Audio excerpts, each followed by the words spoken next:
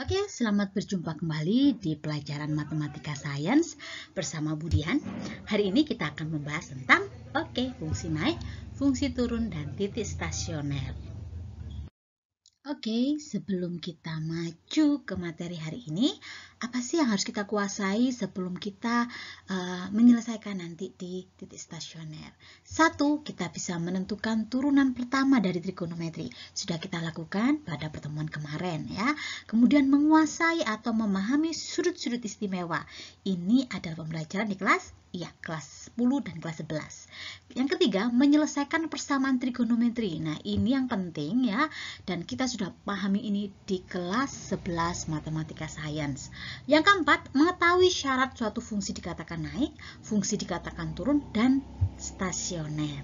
Di mana kita pelajari ini? Betul, di matematika wajib. Kalau Anda sudah menguasai itu, maka pasti akan mudah pembelajaran kita hari ini. Sekarang kita coba review persamaan trigonometri, rumus-rumusnya yang akan banyak kita gunakan dalam penyelesaian soal nanti. Ya, yang pertama adalah ketika kita bertemu dengan, sebentar saya keluarkan pointernya dulu. Ketika kita bertemu dengan sinus X sama dengan sinus alfa, maka kita bisa buat X sama dengan alfa ditambah K kali 360 derajat. Yang kedua adalah X sama dengan 180 derajat dikurangi alfa ditambah K kali 360 derajat. Ini untuk ketika sinus X sama dengan sinus alfa. Lalu, dulu juga kita belajar tentang kosinus X sama dengan kosinus alfa. Ketika bentuknya seperti ini, maka kita bisa rubah menjadi X sama dengan alfa ditambah K kali 360 derajat. Dan yang kedua adalah X sama dengan negatif alfa plus K kali 360 derajat.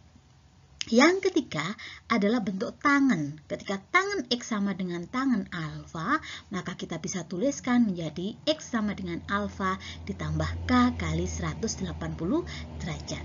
Hari ini kita tidak akan bahas dari mana rumus ini, karena kita sudah pelajari ini di kelas 11, maka kalau punya catatannya boleh dibuka lagi, boleh dipelajari lagi, oke? Bentuk selain yang sudah kita bahas tadi, ada satu bentuk lagi yang istimewa, di mana kita bisa langsung menentukan dengan rumus seperti ini. Ketika dia A sinus X ditambah B kosinus X sama dengan C, maka kita bisa merubah bentuk ini menjadi bentuk K kali kosinus X dikurangi alfa sama dengan C, sehingga nanti kita bisa membentuk menjadi kosinus X min alfa sama dengan C per K. Nah, sekarang kita dapatkan K sama alfa dari mana? Karena kalau di awal di sini tadi hanya A sin X tambah B cos X sama dengan C. K sendiri bisa kita cari dengan kita akarkan dari A kuadrat ditambah B kuadrat. Yang perlu kita ingat adalah bentuknya harus seperti ini. Kalau bentuknya tidak seperti ini, kita akan kesulitan menentukan mana yang A, mana yang B. A yang mana? A itu terikat dengan sinus, B itu terikat dengan kosinus. Kenapa ini penting? Kita akan bahasnya di sini, di alfa. Bahwa tangen alfa itu bernilai sama dengan A dibagi dengan B. A itu koefisiennya dari sinus X, dan B adalah koefisien dari kosinus X. Oke? Nah, dulu di kelas 11 matematika wajib kita sudah belajar tentang fungsi naik dan fungsi turun. Apa syarat suatu fungsi dikatakan naik?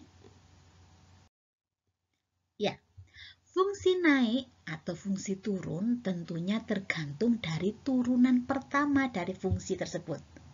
Kalau fungsi turunan pertama fungsi tersebut kita masukkan X ke dalam fungsi pertamanya, ketika dia nilainya lebih besar dari 0 atau positif, maka dikatakan fungsi tersebut dalam interval naik.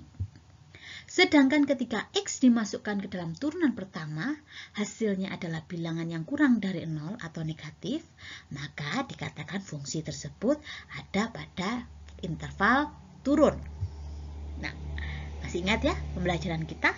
Jadi naik ketika turunan pertamanya bernilai positif dan dia akan turun ketika turunan pertamanya bernilai negatif. Kalau ada yang naik dan ada yang turun, lalu bagaimana yang tidak naik dan tidak turun? Anda masih ingat apa itu namanya?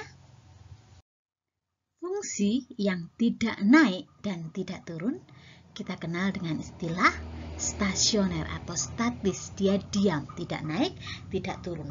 Kapankah kita mendapatkan titik stasioner tersebut? Ya, titik stasioner dapat kita peroleh ketika turunan pertamanya bernilai 0. Jadi ketika kita punya suatu titik nilai X, kita masukkan atau kita anggap ini nilai A ya, kita masukkan ke dalam turunan pertamanya. Jika dia hasilnya sama dengan 0, maka dipastikanlah bahwa A, FA itu adalah suatu titik stasioner. Nah, langkah-langkah yang dapat kita lakukan untuk menentukan titik stasioner, masih ingat waktu di kelas 11 dulu? Yang pertama, ya kita tentukan turunan pertama dari fungsinya. Setelah itu, kita cari penyelesaiannya ketika turunan pertama tersebut bernilai 0. Nah, kalau kita sudah menentukan X1 dan X2-nya, X3 dan seterusnya, maka kita tinggal buat garis bilangan. Setelah kita buat garis bilangan, maka kita tinggal tentukan apakah dia bernilai positif atau dia bernilai negatif. Kalau menentukan positif dan negatifnya, karena ingat kita bicara tentang fungsi naik dan fungsi turun, maka ini hubungannya dengan fungsi turunan pertama. Kemudian baru kita bisa menentukan titik stasioner, di mana titik stasioner itu terdiri dari X stasioner atau absisnya dan ordinatnya atau Y stasioner, atau kita sebut juga dengan nilai maksimum atau nilai minimum dari suatu fungsi. Nah, nilai dari titik stasioner ini sendiri atau nilai stasioner ini sangat bergantung pada absisnya, yaitu X stasioner. Dan kalau mau mencarinya, bisa kita substitusikan ke dalam ke dalam fungsi awalnya. Maaf ya, jadi kalau menentukan naik turun positif negatifnya kita manfaatkan turunan pertama. Kalau mencari nilai stasioner maka kita manfaatkan fungsi awal. Oke, sekarang kita masuk ke contoh soal ya. Tentukan kapan fungsi fx sama dengan sinus 2x min pi untuk 0 kurang dari sama dengan x kurang dari sama dengan 2pi akan memiliki interval naik, memiliki interval turun, dan titik stasioner. Dan apakah dia maksimum atau dia minimum? Mari kita cari. Fungsi naik atau interval pada dia akan menjadi atau dalam interval naik jika turunan pertamanya bernilai positif. Maka untuk itu yang kita perlukan adalah turunan pertama.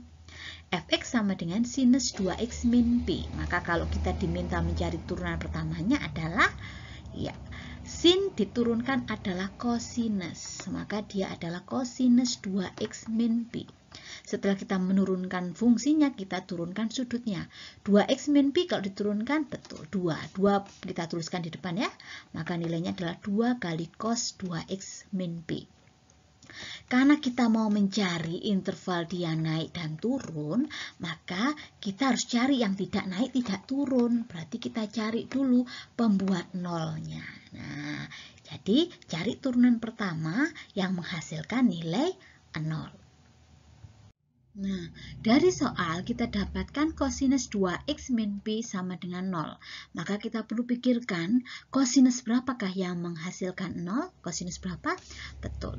Cosinus 0 dihasilkan oleh cos 90. Maka di sini kita tuliskan cosinus 2x dikurangi pi sama dengan cosinus 90 atau bisa kita tulis dengan pi per 2. Kalau kalian kesulitan dengan penulisan radian, bisa kita rubah menjadi bentuk degree atau derajat ya.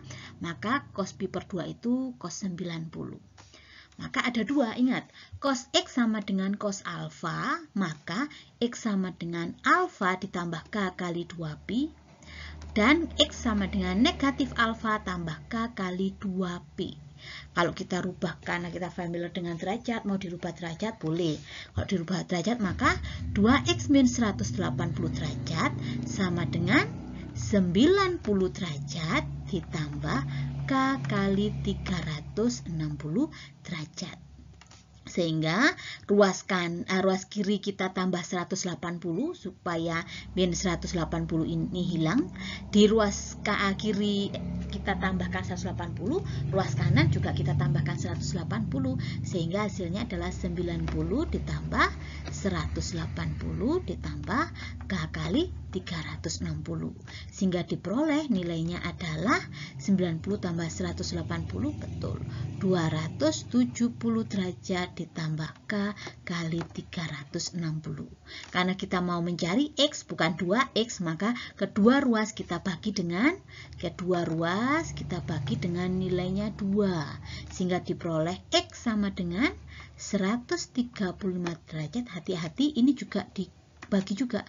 160 bagi 2 berapa? 180 derajat.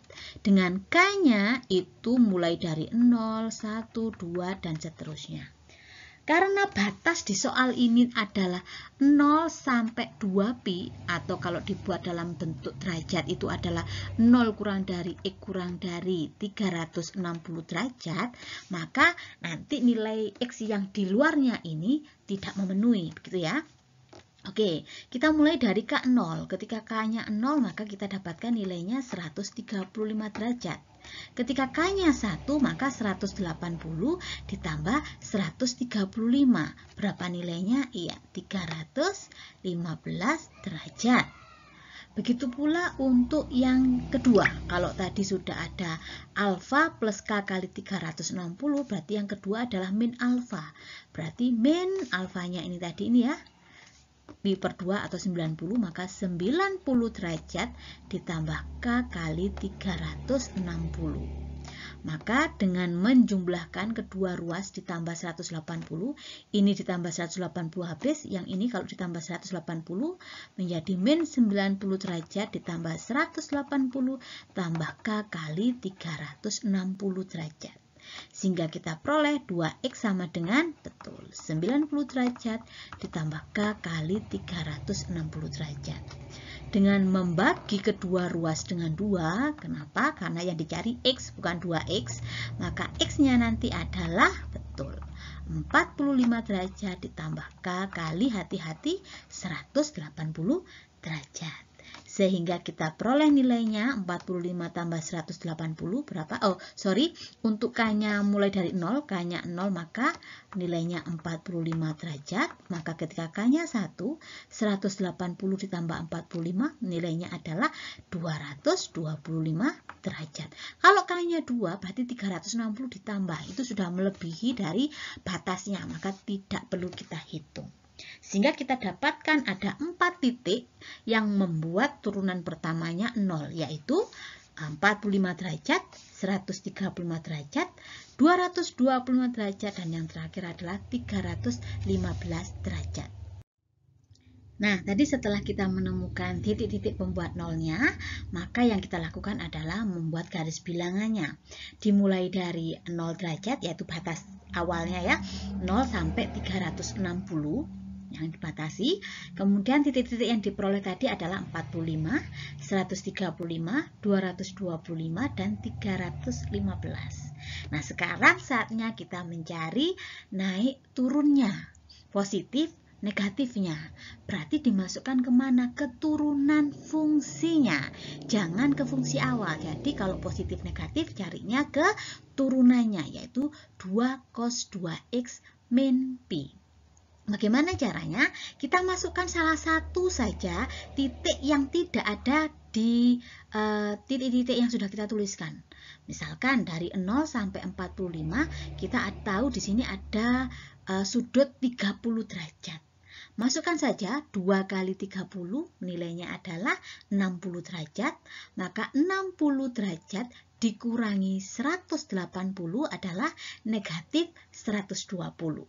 Kita tahu dalam kuadran kartesius, kita tahu ya bahwa kalau dia negatif maka arahnya searah jarum jam. Kalau dia negatif maka dia nilainya searah seperti ini. Nah, begini. Tadi diperoleh 60 dikurangi 180 berarti negatif 120. Kalau negatif 120 maka dia ada di sini posisinya. Kalau di sini dia masuk kuadran, ini kuadran 1, ini kuadran 2, ini kuadran 3. Betul, dia masuk di kuadran 3. Sementara kosinus di kuadran 3 nilainya apa? Negatif. Masih ingat ya, semua di sini semua sin konstan, di sini adalah sin saja, di sini tangen, di sini kosinus yang bernilai positif. Maka yang kalau dia ada di posisi kuadran 3, kosinus bernilai negatif. Maka kalau nilainya negatif, 2 kali negatif nilainya, ya nilainya juga negatif. Lalu berikutnya bagaimana? Tinggal kita cari selisih. Jadi kalau sudah melewati titik tadi, dia akan berubah tanda menjadi positif. Berarti di sini menjadi negatif. Titik ini berubah menjadi positif. Setelah titik ini berubah menjadi negatif. Oke, berarti fungsi naik ketika dia positif. Fungsi turun ketika dia negatif. Berarti naik ini ada di antara interval berapa? Yang pertama adalah ketika 45 derajat kurang dari X kurang dari 135 derajat. Ingat, X di sini tidak ada sama dengan, karena ketika sama dengan dia nilainya tidak naik, tidak turun, tidak positif, tidak negatif, tetapi sama dengan 0. Maka pasti tidak ada tanda sama dengan untuk intervalnya. Berikutnya, selain naik di sini, dia naik juga ada di interval ini, yaitu interval 225 derajat kurang dari X kurang dari 315 derajat. Seperti itu. Selanjutnya, dikatakan turun ketika dia nilainya negatif. Nah, karena ini tadi dibatasi 0, maka kita bisa menuliskan adalah 0 kurang dari X kurang dari 45 derajat. Atau, nah di sini ya, berarti dia dibatasi oleh 135 dan 225. Maka X itu antara 135 dan 225 derajat. Tandanya kurang dari. Atau, nah yang ketiga di sini, berarti dia ada di 315 antara X dan antara 360. Nah, tandanya seperti ini. Mudah ya untuk menentukan fungsi naik dan interval fungsi naik dan interval fungsi turunnya. Nah, karena tadi di soal itu tadi bentuknya radian, misalkan kita disuruh kembali merubah menjadi bentuk radian dari derajat, masih ingat caranya? Bagaimana? Betul, 45 ini kita tinggal bagi saja dengan 180 derajat dikali pi radian. Maka nilainya adalah 1/4 pi atau pi per 4. Bagaimana dengan 135? 135 derajat dibagi dengan 180 derajat kali pi. Maka kita dapatkan nilainya 3/4 pi atau 3 pi per 4. Yang 225 sama, berarti 225 dibagi 180 derajat dikali pi, nilainya adalah 5/4 pi. Yang terakhir adalah 315 dibagi 180 derajat, maka diperoleh nilainya 7/4 pi. Nah, ini kalau kita harus merubah kembali dari derajat ke bentuk radian. Nah, sekarang titik stasioner yang kita bicarakan. Titik pasti isinya adalah X stasioner dan Y stasioner. Berarti kalau kita tahu titiknya tadi adalah pi per 4, maka nilainya adalah kita masukkan atau kita substitusikan ke dalam fungsi awal. Berarti fungsi awal kita ganti X-nya dengan pi per 4. Begitu pula berarti yang di sini titiknya apa?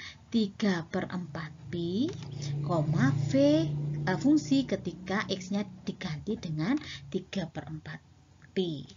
Ini juga sama, di sini 5/4pi, maka nilainya di sini nanti adalah fungsi awal ketika X-nya diganti dengan 5/4pi. Begitu pula yang di sini, berarti 7/4pi dengan fungsinya dimasukkan, nilainya 7pi/4 atau 7/4pi. Sama ya. Nah, kalau tadi kita sudah bisa menentukan titik stasioner, sekarang kita mencoba mencari nilai stasionernya berapa atau YS-nya berapa. Ingat, kalau tadi mencari naik turun, positif negatif, kita gunakan turunan pertama. Tetapi kalau stasioner yang kita gunakan adalah fungsi awal. Jadi jangan keliru ya, memasukkannya atau kita substitusikannya kemana? Ke fungsi awal.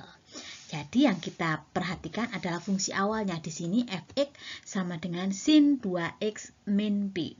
Kita ambil satu titik saja dulu pertama. Kita coba. Yang pertama tadi adalah ketika x-nya 45 derajat. Betul ya? X-nya 45 derajat. Maka dengan memasukkan ke dalam fungsinya diperoleh sinus 2 kali 45 derajat dikurangi pi. Pi itu berarti berapa? 180 derajat. Kita rubah dalam bentuk derajat-derajat supaya lebih memahami ya. Maka sinus 2 kali 45 berapa? 90 derajat dikurangi 180 derajat. Maka hasilnya adalah 90 kurangi 180, ya negatif 90 derajat. Ingat tadi kalau dia negatif ada di mana? Negatif ada di kuadran keempat karena arahnya ke sini ya, maka dia nilainya di sini. Maka kalau begitu berapa nilainya? Atau sama dengan kalau di sini 0 min 90, kalau kita dari yang berlawanan atau yang positifnya, maka di sini 0, di sini 90, 180, di sini 270.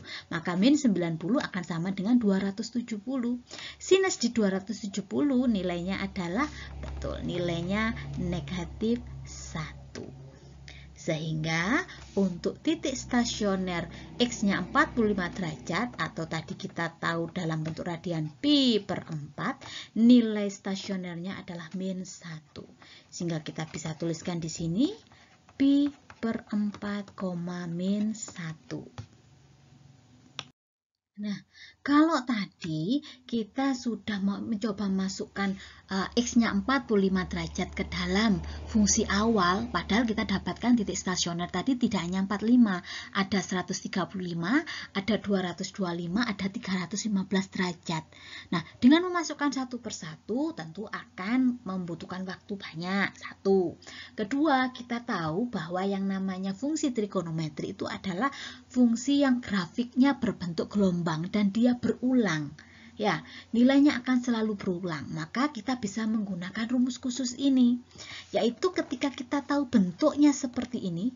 Nah, karena dia khusus, ada tanda petiknya, berlaku dengan kondisi tertentu. Nah, kondisinya yang harus seperti apa? Seperti ini. Kalau Y sama dengan N plus minus M kali sinus alfa, atau Y sama dengan N plus minus M kali cos alfa, di mana N ini adalah suatu bilangan atau konstanta, bukan merupakan suatu fungsi, ya, N ini. Kemudian M-nya adalah koefisiennya. Maka kalau mencari nilai maksimum minimumnya tinggal kita jumlahkan saja N plus minus M-nya, bisa ditambah M dan satunya dikurangi M. Kita bandingkan kira-kira yang menghasilkan nilai positif yang mana. Kalau bukan nilai positif, yang lebih besar mana. Kalau hasilnya lebih besar yaitu nilai maksimumnya.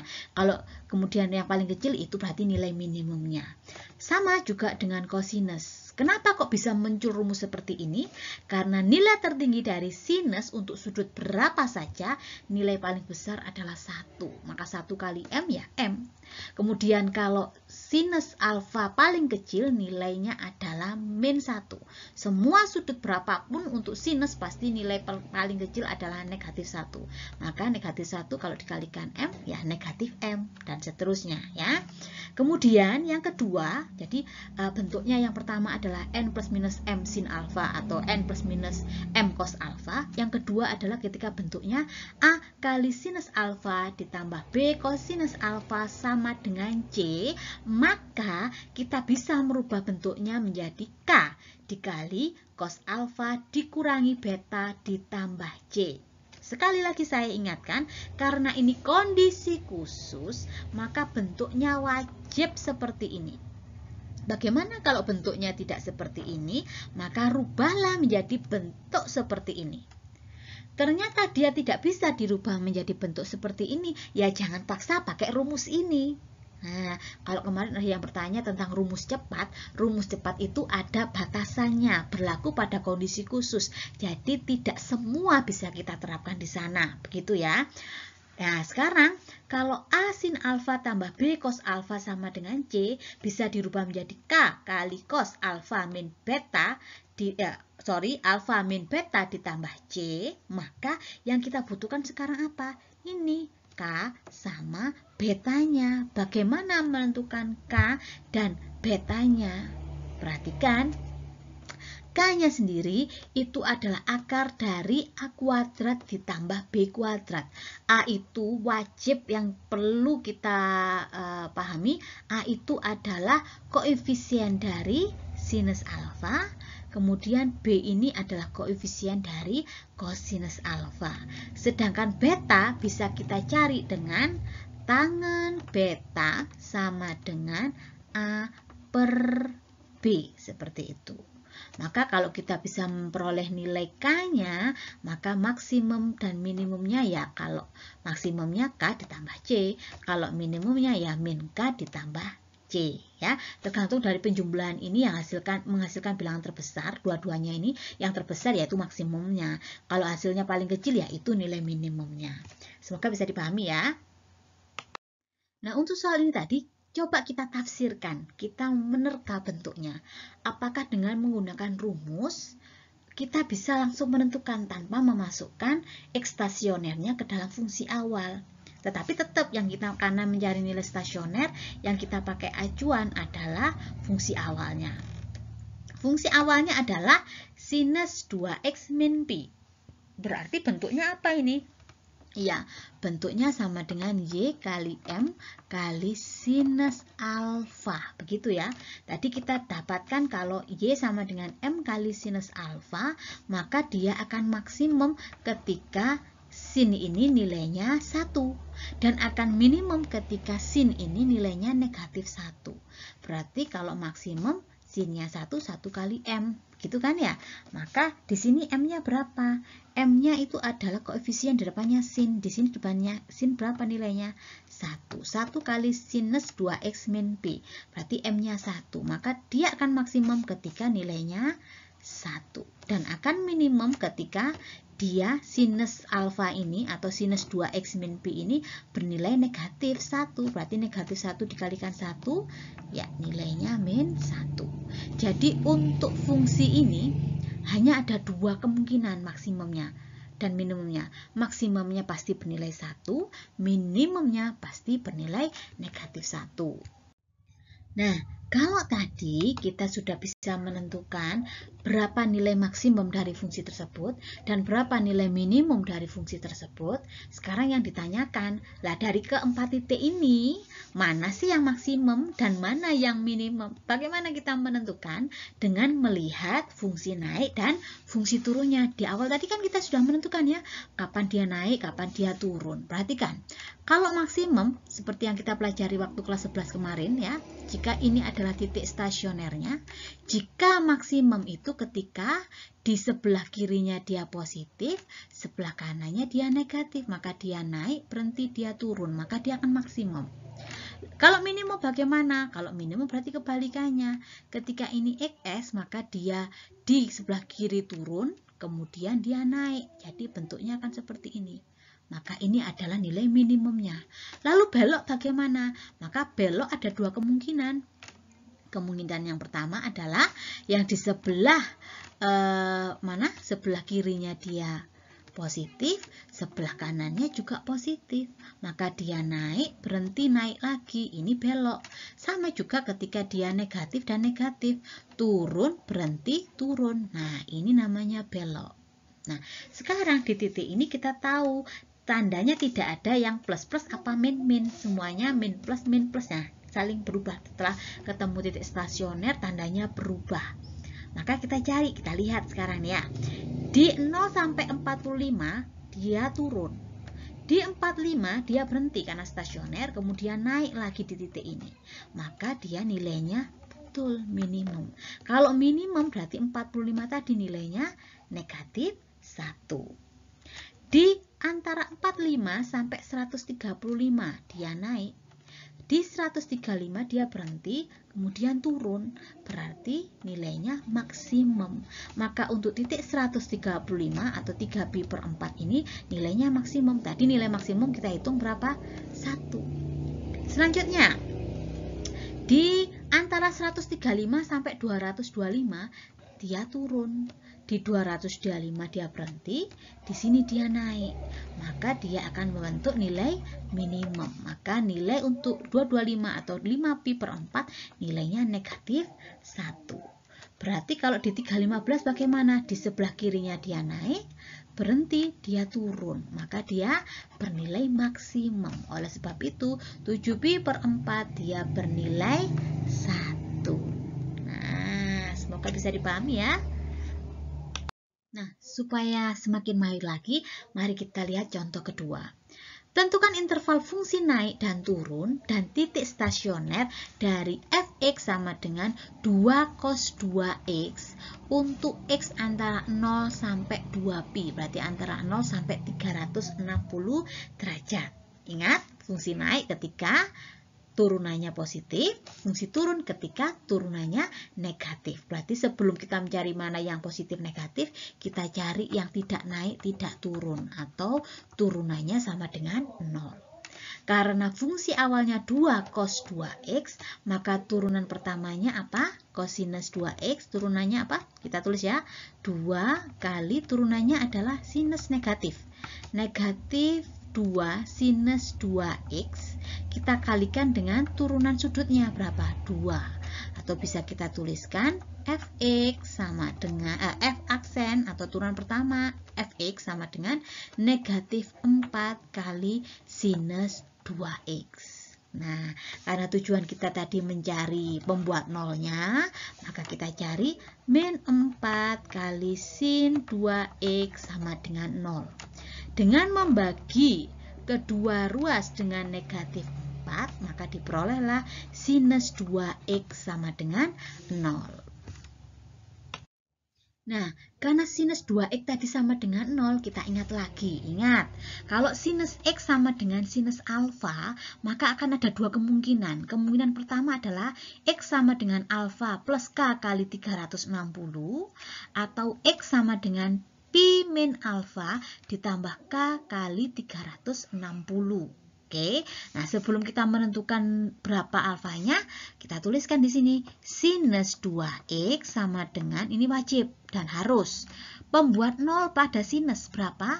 Sinus 0 derajat. Sehingga kita peroleh di sini 2x sama dengan 0 derajat ditambah k kali 360. Dengan membagi kedua ruas dengan 2, kita peroleh nilainya 0 derajat ditambah k kali 180, dengan k itu mulai dari 0, 1, 2, dan seterusnya. Gitu ya. Oke, kalau k-nya 0 berarti 0 tambah 0 nilainya 0. Karena tadi batasnya adalah dari 0, ini tadi batasnya dari 0 kurang dari x kurang dari 360 derajat ya, maka 0 masuk. Kemudian k kali ini ada sama dengannya, 0-nya masuk. Kemudian ketika k-nya 1 kali 180 kali 0, kita dapatkan nilainya betul 180 derajat. Ketiga adalah ketika 2, berarti 2 kali 360 derajat tambah 0 berapa nilainya? Betul, 360 derajat. Kalau kita masukkan 3 kali 180 sudah melebihi dari 360, maka pasti bukan sebuah jawaban. Gitu. Yang kedua, bentuk kedua, ini bentuk pertama sudah, sekarang bentuk kedua. Bentuk kedua berarti 2x, ini ya, 2x sama dengan 180 derajat, ini ya, pi dikurangi alfa, berarti alfanya tadi 0 ya. 180 derajat min 0 derajat ditambah k kali 360 derajat. Nah, dengan membagi kedua ruas dengan 2, diperoleh nilai x sama dengan 180 dibagi 2, berapa nilainya? Ya, 90 derajat. Yang ini dibagi 2, hati-hati, k kali 180 derajat dengan k mulai dari 0, 1, 2, dan seterusnya. Ketika k-nya 0, maka nilainya 90 tambah 0 berapa? 90 derajat. Kalau ketika k-nya 1, berarti 180 tambah 90 berapa anak nilainya? 270 derajat. Ketika 2 kali 180 sudah lebih dari 360, jika ditambah 90 maka berhenti sampai di sini saja.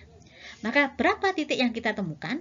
Titik x-nya adalah 0 derajat, kemudian 90 derajat, 180 derajat, 270 derajat, dan 360 derajat. Nah, kalau sudah ketemu x stasionernya, buat garis bilangan. Kita tuliskan di sini tadi dapatkan adalah 0, 90, 180, 270, dan 360. Sekarang kita cari apanya? Naik turunnya, berarti positif negatifnya. Pakai apa? Turunan pertama atau fungsi awal? Pakai turunan pertama. Turunan pertamanya tadi kita peroleh adalah negatif 4 kali sinus 2x. Nah, sekarang kita uji coba. Ambillah satu titik di sini. Titik berapa ya? Misalkan titik 45 derajat. 45 kalau dikalikan 2 nilainya 90. Sin 90 nilainya 1. 1 kali negatif 4 nilainya iya negatif. Maka antara 0 dan 90 nilainya negatif. Setelah satu titik stasioner maka berubah tanda menjadi apa? Positif. Di sini nanti berubah lagi negatif, di sini berubah lagi menjadi positif. Dengan demikian kita dapatkan fungsi naiknya yang mana? Naik ketika intervalnya positif. Berarti x itu ada di antara 90 dan 180, di mana 90 kurang dari x kurang dari 180 derajat. Atau, nah, yang kedua adalah ketika x-nya antara 270 dan 360, bisa kita tuliskan 270 kurang dari x kurang dari 360. Sekarang kalau fungsi turun berarti kita tinggal melihat yang tandanya negatif. Berarti antara 0 dan 90. Berarti x ada di antara 0 dan 90. Atau ketika x itu ada di antara 180 dan 270. Seperti ini. Nah, sekarang untuk menentukan titik stasionernya, maka kita harus tahu nilai stasionernya berapa. Betul enggak? Kita sudah tahu titik stasioner x-nya adalah 0, 90, 180, 270, dan 360. Mencari nilainya dengan memasukkan titik ini ke fungsi awal. Kalau ada 5 berarti dimasukkan ke 5-5-nya. Ini akan membutuhkan waktu yang banyak. Tetapi karena kita tahu trigonometri itu berpola, mari kita lihat kira-kira fx awalnya apakah bisa kita gunakan dengan trik khusus tadi yang sudah kita pelajari di awal. Nah, untuk menafsirkan nilai maksimum minimumnya, maka yang kita butuhkan adalah fungsi awalnya. Fungsi awalnya tadi apa? 2 cos 2x. Nah, seperti ini. Maka kalau kita disuruh menafsirkan, kita lihat saja. Berarti ini kan bentuknya sama dengan M kali cos alfa. Begitu ya. Dimana M-nya 2, cos alfanya adalah 2x. Tadi dikatakan semua nilai dari kosinus, semua sudut dari kosinus paling besar itu nilainya 1, paling kecil nilainya min 1. Nah, berarti kita tinggal kalikan saja. Berarti paling besarnya nanti ada 2 kali 1, yaitu nilainya nanti 2. Dan paling kecil nilainya ketika cosnya negatif 1, berarti Y sama dengan min 2. Dengan demikian kita peroleh fx-nya akan maksimum dengan nilai 2 dan fx-nya akan minimum dengan nilai negatif 2. Sekarang kita hubungkan ke titiknya tadi. Nah, dari menafsirkan tadi kita tahu nilai maksimumnya adalah 2, nilai minimumnya adalah negatif 2. Tetapi di titik manakah dia akan bernilai maksimum, dia akan bernilai minimum? Oke, mari kita lihat kartu analisis ya. Sekarang, kalau dia di titik 0, ini tadi katanya adalah titik stasioner ya, maka ini pasti punya tanda di sini. Kalau di sini min berarti di sininya positif. Kalau di sini positif maka di sininya nanti negatif, seperti itu. Mari kita lihat. Naik kemudian turun, naik berhenti turun. Berarti pada saat x-nya 0, ketika 0 maka nilainya maksimum. Maksimum tadi berapa? 2. Selanjutnya, ketika 90, kita lihat sebelah kirinya dia turun, berhenti naik. Berarti dia nilainya di sini minimum. Maka di 90 derajat kalau kita rubah dalam bentuk radian berarti berapa? Pi per 2, nilainya minimum yaitu negatif 2. Begitu pula untuk yang 180 derajat, berarti karena sebelah kirinya positif, dia naik, berhenti, turun. Maka dia nanti di 180 derajat atau di pi, nilainya adalah maksimum. Maksimum berapa? Maksimum 2. Kemudian pada saat 270 berarti dia ini turun, berhenti naik, dia minimum ya. Maka berapa nilainya? Ketika 270 atau 3 per 2 pi, nilainya minimum yaitu negatif 2. Pada saat 360 berarti dia naik, berhenti, turun. Maka pada saat 2 pi nanti dia nilainya maksimum sebesar 2. Seperti itu anak-anak. Nah, sekarang mari kita coba mencari titik stasioner di contoh ketiga. Ketika fungsinya adalah 4 min sin 3x. Yang ditanyakan adalah berapa titik stasioner ketika x-nya antara 0 sampai 180 derajat. Ingat, titik stasioner butuh turunan. Maka kita coba turunkan. 4 dikurangi sin 3x. 4 diturunkan 0. Dikurangi sin 3x, maka diturunkan menjadi cosinus 3x ya. Maka 3x diturunkan adalah 3. Sehingga kita peroleh nilainya adalah min 3, maka bisa kita tuliskan f aksen x sama dengan min 3 kali cos 3x. Karena kita disuruh mencari pembuat nolnya, maka bisa kita tuliskan di sini min 3 kali cos 3x nilainya sama dengan 0. Dengan membagi kedua ruas dengan min 3, maka diperolehlah nilai cosinus 3x sama dengan 0. Ingat, dibagi min 3 berarti yang dibagi hanya min 3. Bagaimana dengan 3x? 3x ini sudut, tidak boleh dibagi dengan bilangan ini. Paham ya? Baik, cos 3x sama dengan 0. Sekarang mari pikirkan, cosinus yang menghasilkan 0 itu berapa? Ya, cosinus yang menghasilkan 0 itu adalah cosinus 90 derajat.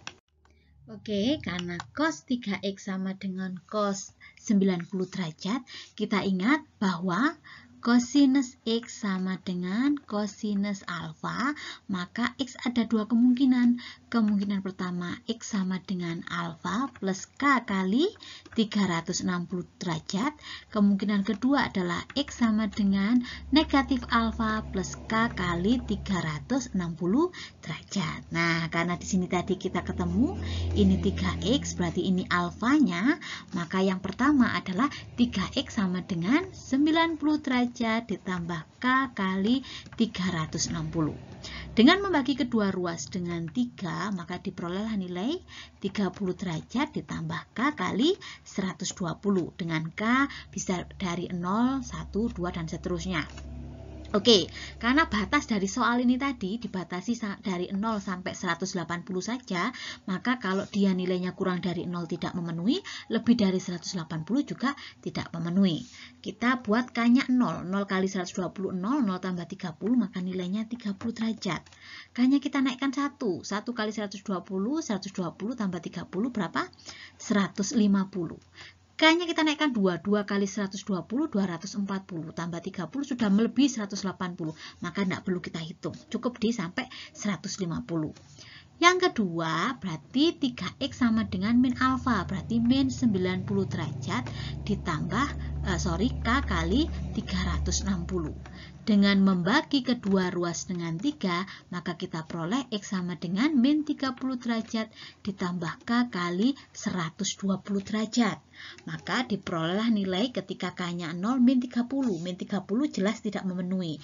Maka kita naikkan K-nya 1. 1 kali 120, 120 dikurangi 30 nilainya 90. Kita naikkan lagi. K-nya menjadi 2. 2 kali 120, 240. 240 dikurangi 30, 210. Masih di atasnya 180. Maka tidak perlu kita pikirkan. Sehingga kita ketemu titik stasionernya ada 3, yaitu 30, 150, dan 90. Bisa kita tuliskan di sini ya. 30, kemudian 90 dan 150. Berarti kita tinggal menentukan mana yang positif, mana yang negatif. Positif negatif, maka yang kita gunakan apanya? Turunannya. Min 3 cos 3X. Oke, kita anggap atau kita cari saja titik di sini. Enaknya kita cari titik berapa di sini? Anggaplah ada titik 15 derajat. 15 kali 3 kan 45 derajat. Kita tahu cos 45 derajat berarti di kuadran 1 dia bernilai positif. Positif dikalikan negatif 3 hasilnya adalah negatif. Sehingga antara 0 dan 30 derajat nilainya negatif. Berarti melewati 30 nanti dia akan jadi positif. Melewati 90 dia menjadi negatif. Melewati 150 dia akan menjadi positif. Sehingga kalau begitu kita tahu dia akan naik di 30 sampai 90 dan 150 sampai 180 dan akan turun di 0 sampai 30 dan 90 sampai 150. Karena yang ditanyakan adalah titik stasioner, maka mari kita cari titik stasionernya atau nilai maksimumnya. Kita lihat di sini. Sinus 3X.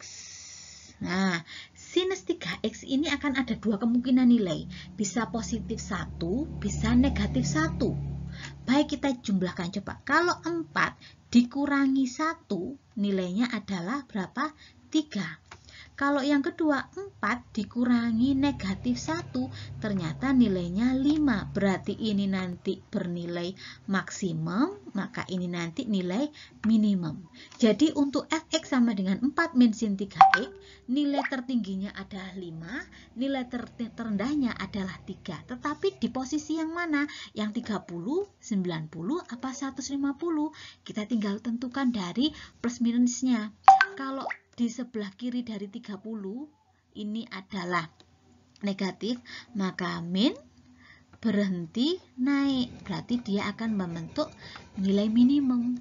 Di 90 berarti dia naik, berhenti, turun menjadi nilai maksimum. Di 150 berarti turun, berhenti, naik, berarti nilainya minimum. Sudah ketahuan, sudah ke titik stasionernya, maka ada titik stasioner. Nah, titik stasioner ya. Maka yang pertama adalah ketika 30. 30 itu diperoleh ketika pi dibagi 6, pi per 6 ya. Maka nilainya berapa? Minimum, berarti nilainya adalah 3. Selesai. Kemudian yang kedua, dia bernilai maksimum ketika 90. 90 itu sama dengan berapa? Pi dibagi 2. Katanya maksimum, berarti nilainya adalah 5. Kemudian 150 itu sama artinya dengan 5 per 6 pi. Nilainya minimum, berarti nilainya 3. Maka untuk fungsi ini akan maksimum di titik pi per 2 dan akan minimum di titik pi per 6 dan 5 per 6 pi untuk interval 0 sampai 180 derajat. Demikian kegiatan kita hari ini. Tetap semangat semangat untuk belajar ya. Kalau masih ada kesulitan, boleh tanyakan langsung ke Budian. Atau misalkan masih bingung, diulang lagi videonya. Oke, tetap semangat.